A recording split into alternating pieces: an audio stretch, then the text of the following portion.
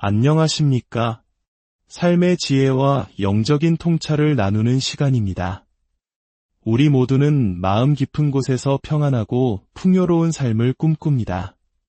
때로는 그저 하루하루를 버티는 것이 아니라 넘치는 축복 속에서 사랑하는 이들과 나누며 살고 싶다는 소망을 품습니다. 그런데 과연 이러한 번영에 대한 갈망이 과연 하나님의 뜻과 일치하는 것일까요? 아니면 그저 세속적인 욕심에 불과한 것일까요? 오늘 우리는 이 깊은 질문에 대한 답을 성경 속에서 바로 모든 것의 시작점인 예루살렘에서부터 찾아보려 합니다. 오늘의 이야기가 당신의 마음에 깊은 울림을 준다면 이 은혜로운 지혜를 주변의 소중한 이들과 함께 나눠주시길 기도합니다. 당신이 이 영상을 공유하는 것은 그들의 삶에 은혜의 씨앗을 심는 것과 같습니다. 또한 여러분의 좋아요와 구독은 저희가 이 귀한 이야기를 계속해서 전할 수 있는 격려의 헌물이 됩니다. 기독교 신앙의 모든 소중한 가치는 그 뿌리를 예루살렘에 두고 있습니다. 그리고 그 중에는 멈추지 않는 번영의 원리도 포함되어 있습니다. 한번 따라해 보시겠습니까? 멈추지 않는 번영. 여러분의 삶에서 이 멈추지 않는 번영을 경험하고 싶지 않으신가요? 이 모든 것은 당신과 주님께서 마음의 결단을 내리는 순간 시작됩니다. 그리고 그 기원은 바로 예루살렘입니다. 시편 122편은 이렇게 노래합니다. 사람이 내게 말하기를 여호와의 집에 올라가자 할 때에 내가 기뻐하였도다. 예루살렘을 위하여 평안을 구하라. 예루살렘을 사랑하는 자는 형통하리로다. 내 성 안에는 평안이 있고 내 궁중에는 형통함이 있을지어다. 사랑의 하나님 아버지, 이 말씀을 듣는 모든 의로운 자들에게 하늘의 번영을 부어주시옵소서. 오늘 이 가르침을 통해 요단강 이편과 저편, 즉 이 땅에서의 삶과 영원한 삶 모두에서 완전한 풍요에 이르는 길을 발견하게 하소서. 그 길은 바로 하나님의 나라에 투자하는 것임을 깨닫게 하옵소서. 우리 모두가 한 마음으로 아멘으로 화답합니다. 의로움의 원리와 번영의 원리는 모든 믿는 자의 조상인 아브라함으로부터 시작되었습니다. 이 사실을 마음 깊이 새기시기 바랍니다. 아브라함은 우리 모두의 영적인 아버지입니다.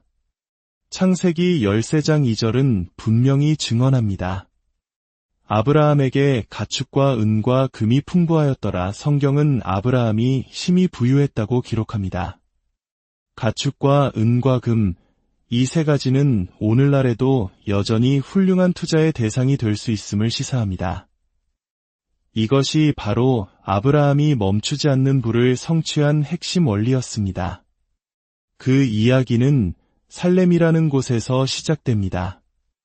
창세기 14장 18절에 나오는 살렘은 예루살렘이라는 도시가 성경에 처음 언급된 이름입니다. 살렘은 평화를 의미하며 이는 예루살렘의 어원이기도 합니다. 이야기는 이렇습니다. 아브라함이 헤브론 근처에 장막을 치고 있을 때 동방의 왕들이 그의 조카 롯과 그의 가족을 사로잡아갔습니다. 사랑하는 친족이 납치되었다는 소식을 들은 아브라함은 집에서 훈련시킨 정예의 병사 318명을 이끌고 그들을 구출하기 위해 동방의 왕들과 싸우러 나섰습니다. 잠깐 생각해 보십시오. 아브라함이 무장시킬 수 있는 남자가 318명이었다면 그들에게는 아내와 자녀들도 있었을 것입니다. 이는 아브라함이 최소 600명에서 700명에 이르는 대규모 공동체를 이끌고 있었음을 의미합니다. 그가 얼마나 번성하는 목축 사업을 했는지 보여주는 살아있는 증거입니다. 아브라함은 밤이 되기를 기다렸다가 군대를 둘로 나누어 기습 공격을 감행했습니다. 이것은 성경에 기록된 명백한 사실입니다.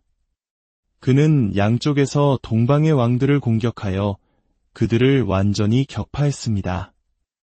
어쩌면 아브라함은 야간 기습 작전을 최초로 성공시킨 위대한 전략가였을지도 모릅니다. 그는 전쟁에서 승리하여 막대한 전리품을 거두고 예루살렘으로 돌아왔습니다. 그리고 그곳에서 살렘왕 멜기세덱이 그를 맞이했습니다. 히브리서 7장에 따르면 멜기세덱은 하나님의 형상을 따라 지음받은 초자연적인 존재였으며 그는 떡과 포도주를 가지고 아브라함과 함께 성찬을 나누었습니다. 우리가 아는 성찬 예식은 예수님의 다락방에서 시작된 것이 아니라 바로 이 창세기의 사건에서 그 영적인 뿌리를 찾을 수 있습니다. 멜기세덱은 신비로운 인물이지만 그는 하나님의 나라를 대표하는 제사장이었습니다. 자, 위대한 승리를 거두고 멜기세덱과 성찬을 나눈 후 아브라함이 가장 먼저 한 일은 무엇이었을까요? 창세기 14장 20절은 이렇게 기록합니다. 아브라함이 그 얻은 것에서 10분의 1을 멜기세덱에게 주었더라. 여기서 그 얻은 것은 모든 것을 의미합니다. 함께 말해볼까요? 모든 것. 그는 동방왕들에게서 빼앗은 모든 보물, 그 막대한 재산의 10분의 1을 멜기세덱에게 바쳤습니다. 11조란 무엇입니까? 그것은 하나님께서 당신에게 주신 것의 10%입니다. 어떤 분은 이렇게 물을지도 모릅니다. 정말로 제가 버는 모든 것의 10%를 하나님께 드려야 합니까? 아닙니다. 제가 그렇게 기대하는 것이 아닙니다. 하나님께서 그렇게 기대하십니다. 저는 그저 하나님의 말씀을 전하는 자일 뿐 모든 것을 관리하시는 분은 하나님이십니다. 하나님은 무엇을 관리하십니까? 그분은 당신의 수입을 관리하십니다. 당신의 다음 호흡을 관리하시고 당신의 심장 박동을 관리하십니다. 당신의 삶의 모든 영역, 당신의 가족과 사업까지도 그분의 손안에 있습니다. 이 세상의 모든 부를 주관하시는 하나님께서는 말라기 3장에서 이렇게 말씀하십니다. 너희의 온전한 11조를 창고해드려 나의 집에 양식이 있게 하고 그것으로 나를 시험하여 내가 하늘 문을 열고 너희에게 복을 쌓을 곳이 없도록 붙지 아니하나 보라. 다시 한번 이 말씀에 귀 기울여 보십시오. 나를 시험하여 보라. 이것은 11조의 원리를 믿지 못하는 자들을 향한 하나님의 담대한 도전입니다. 하나님께서는 마치 이렇게 말씀하시는 것 같습니다. 나를 한번 시험해 보아라. 내가 너의 삶에 이전에 경험해보지 못한 풍성하고 넘치는 복을 부어주는지 그렇지 않은지 직접 확인해 보아라. 내가 하늘의 창문을 열고 내가 감당하지 못할 만큼의 복을 쏟아붓는지 지켜보아라. 여러분 중에 너무 많은 축복을 받아서 이 좋은 것들을 다 어떻게 해야 할지 행복한 고민에 빠져보고 싶은 분이 계십니까? 온 세상의 부를 다스리시는 전능하신 하나님은 당신이 그분을 시험해 보기를 원하십니다. 하나님은 당신의 자녀들이 번영하는 것을 보기를 기뻐하십니다. 아브라함은 번성했습니다. 성경은 그가 심히 부유했다고 정확하게 표현합니다. 혹시라도 가난이 미덕이며 예수님처럼 가난하게 사는 것이 경건한 삶이라는 가르침을 받아오신 분이 계시다면 그것은 성경의 진리와는 거리가 멉니다. 다윗은 막대한 부를 소유했고 그의 아들 솔로몬은 세상에서 가장 부유한 왕 중 한 명이었습니다. 솔로몬이 지은 성전은 오늘날의 가치로 환산하면 수조 원이 넘는 비용이 들었을 것입니다. 나사렛 예수님께서는 태어나셨을 때 동방박사들이 황금을 예물로 가져왔습니다. 성경에 따르면 그분에게는 돈을 관리하는 제자 유다가 있었습니다. 재산이 없다면 재무 담당자가 필요하지 않습니다. 이제 가난의 교리에서 벗어나 당신이 번영하는 것이 바로 하나님의 뜻임을 깨달으십시오. 시편 30편 27절은 말씀합니다. 여호와는 위대하시다 하는 자들은 항상 즐거이 부르고 기뻐하게 하소서. 그는 자기 종의 평안함을 기뻐하심이로다. 하나님은 당신이 번영하는 것을 보고 기뻐하십니다. 이사야 48장 17절에서는 나는 내게 유익하도록 가르치고 너를 마땅히 행할 길로 인도하는 내 하나님 여호와라고 하십니다. 성경은 하나님께서 우리에게 번영하는 법을 가르치신다고 약속합니다. 마태복음 6장 19절에서 예수님은 말씀하셨습니다. 너희를 위하여 보물을 땅에 쌓아 두지 말라. 거기는 좀과 동록이 해하며 도둑이 구멍을 뚫고 도둑질하느니라. 그리고 이 말씀에 덧붙여 현대적으로 해석하자면 세무당국이 당신의 손에 닿기도 전에 많은 부분을 가져가는 곳이기도 합니다. 오직 너희를 위하여 보물을 하늘에 쌓아두라. 누구를 위해서입니까? 바로 너희 자신을 위하여입니다. 언젠가 당신이 가진 모든 것은 오직 당신이 하나님께 드린 것뿐인 날이 올 것입니다. 그것은 하늘에서 당신을 기다리고 있는 당신의 투자입니다. 예수님은 주는 자가 얻는다는 원리를 가르치셨습니다. 함께 말해봅시다. 주는 자가 얻는다. 그분은 주는 것이 부요해지는 길이라고 가르치셨습니다. 누가복음 6장 38절입니다. 주라 그리하면 너희에게 줄 것이니 곧 후히 되어 누르고 흔들어 넘치도록 하여 너희에게 안겨주리라. 하나님께서 강조하시는 점은 당신이 줌으로써 부요의 길로 나아간다는 것입니다.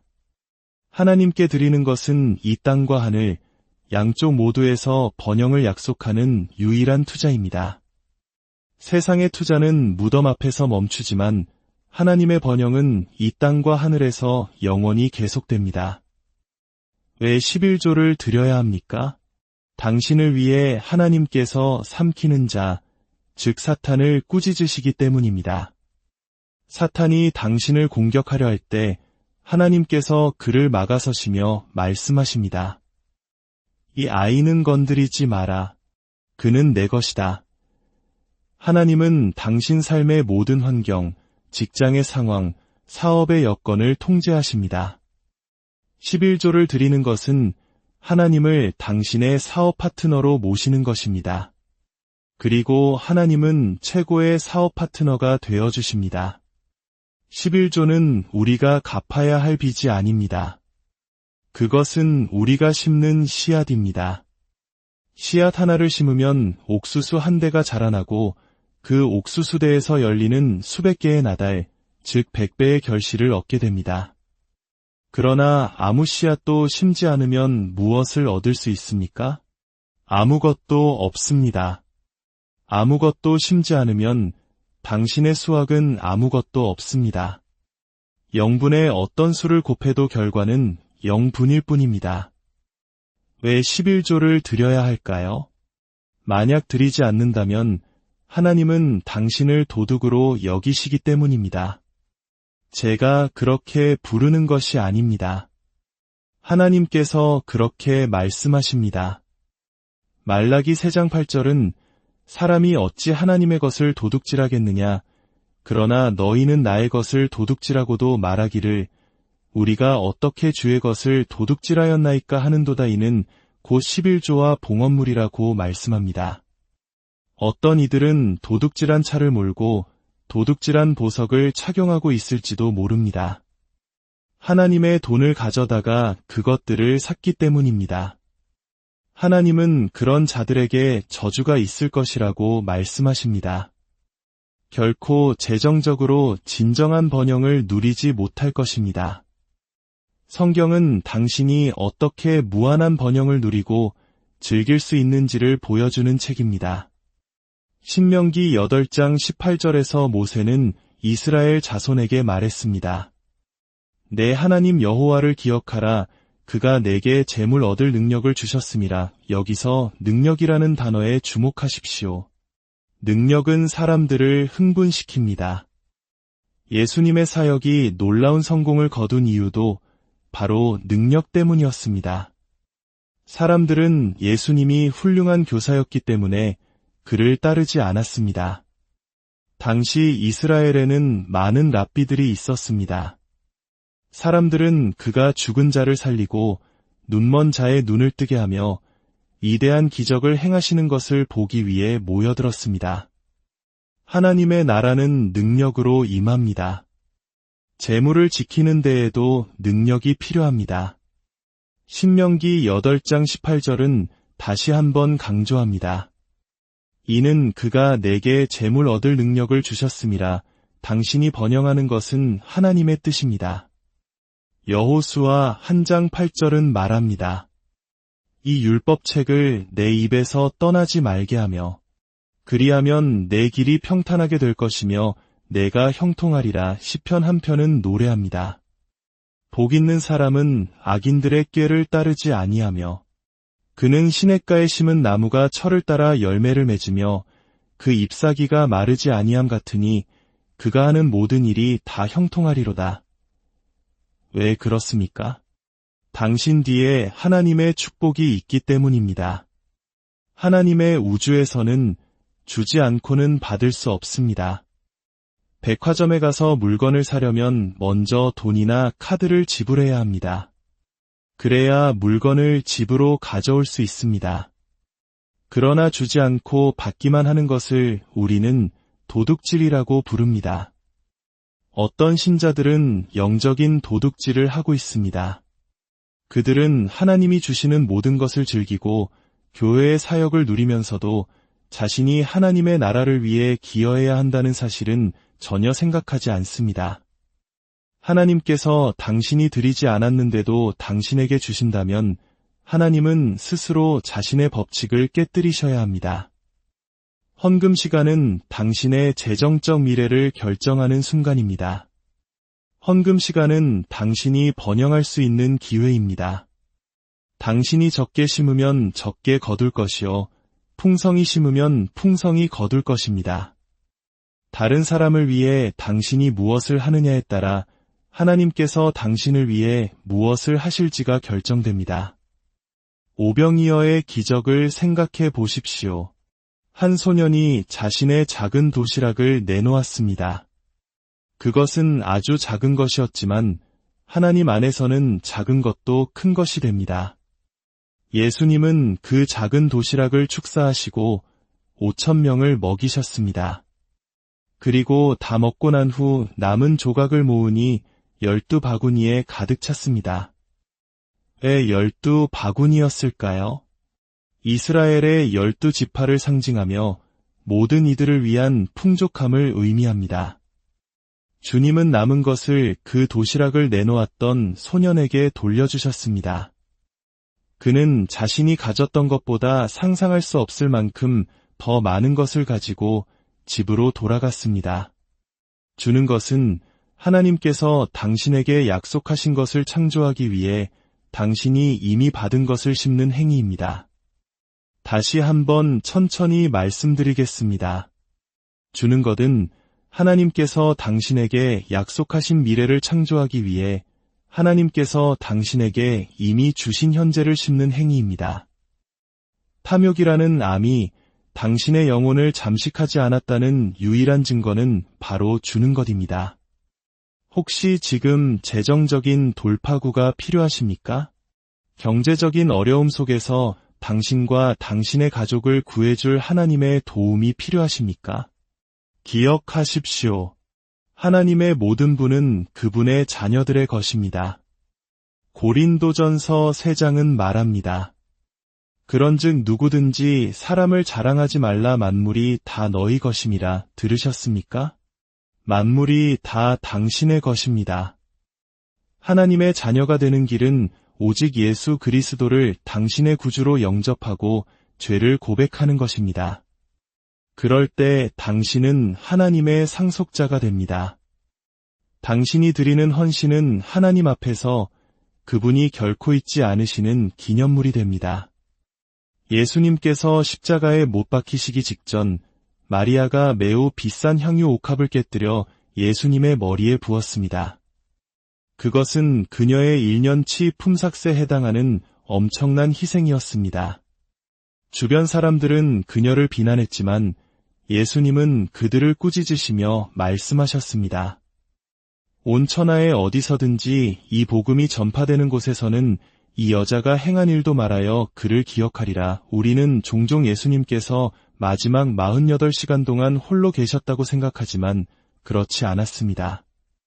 그분의 옷에는 마리아가 부은 그 향기로운 희생의 향기가 깊이 배어 있었습니다. 제자들이 모두 잠든 겟세마네 동산에서 기도하실 때에도 빌라도 앞에서 군중들이 가이사 외에는 우리에게 왕이 없나이다 라고 외칠 때에도 로마 병사의 채찍에 등이 찢겨 피가 쏟아질 때에도 그 향기는 예수님과 함께했습니다.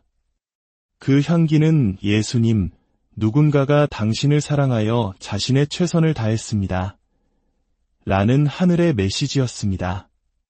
로마 병정들이 예수님의 옷을 놓고 제비를 뽑을 때 그들이 그 옷을 탐낸 이유는 그 옷이 귀중했기 때문입니다. 그리고 그 옷에서 풍기는 고귀한 향기를 맡았을 때 그들은 분명히 느꼈을 것입니다. 누군가가 이 사람을 지극히 사랑하여 자신의 가장 귀한 것을 바쳤구나. 지금 이 순간 하나님께서는 하늘 보좌에서 이 땅의 모든 믿는 자의 마음을 살피고 계십니다. 누가 주 예수 그리스도를 사랑하여 자신의 최선을 다하는지 보고 계십니다. 하나님께서 당신에게 베푸신 선하심을 돌아볼 때 당신은 주님을 위해 당신의 최선을 다하고 있습니까? 이제 조용히 두 손을 들고 하나님께 감사드립시다. 그분의 선하심과 공급하심, 그분이 행하신 모든 일과 앞으로 행하실 모든 일에 대해 감사합시다. 하나님 아버지, 우리가 거룩한 손을 들고 주님께 나아갑니다. 이제 의로운 자들 위에 하나님의 축복을 풀어놓습니다. 그들의 건강과 관계, 가정과 사업 위에 복을 더하여 주시옵소서. 주의 천사들을 앞서 보내사 그들의 길을 예비하시고 굽은 길을 곧게 하시며 그들을 위해 삼키는 자를 꾸짖어 주시옵소서. 하나님의 선하심으로 말미암아 그들이 이전에 알지 못했던 풍성함을 삶과 사업에 가져오도록 모든 환경을 주관하여 주시옵소서. 이제 이 축복을 받으십시오. 주님께서 당신에게 복을 주시고 당신을 지키시기를 원하며 주님께서 그의 얼굴을 당신에게 비추사 은혜 베푸시기를 원하며 주님께서 그 얼굴을 당신에게로 향하여 드사 평강 주시기를 원하노라. 당신이 마주한 불가능한 상황 속에서도 하나님께서 기적을 행하실 것을 기대하며 살아가게 하소서. 씨앗을 심고 거두는 수학의 원리에 순종할 때 하늘의 창문이 열리고 평강과 번영이 당신에게 쏟아부어지기 시작할 것을 믿으십시오. 예수 그리스도의 권세 있는 이름과 하나님의 능력 있는 말씀으로 당신이 오늘 하나님의 풍성함을 받도록 이 기름 부으심을 풀어놓습니다. 주님께 찬양과 영광을 돌립니다.